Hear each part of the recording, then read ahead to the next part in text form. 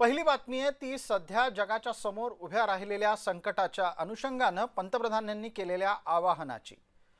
मुख्यमंत्री फडणवीस यांनी पंतप्रधानांनी केलेल्या आवाहनाला दुजोरा देत या आवाहनाला सकारात्मकतेने घ्यावं असं म्हटलं आहे।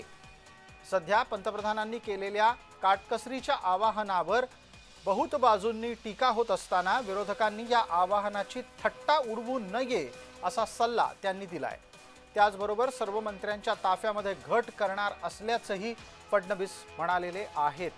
अधिकारी आणि मंत्र्यांचे विदेश दौरे रद्द झालेले आहेत। याच्याच जोडीला वैश्विक संकटामध्ये देशाच्या पाठीशी सगळ्यांनी उभं राहणं गरजेचं आहे असं सांगितलंय। इतर देशांमध्ये लॉकडाऊन लागलाय, आपल्याकडे तसं अजून घडलेलं नाही याची आठवण फडणवीसांनी करून दिली आहे। महिन्याकरता जर प्रधानमंत्री मोदयांनी देशवासियांना आव्हान केलं आहे तर मला विश्वास आहे की भारतातले आपले देशवासी त्या बाबतीत मदतच करतील।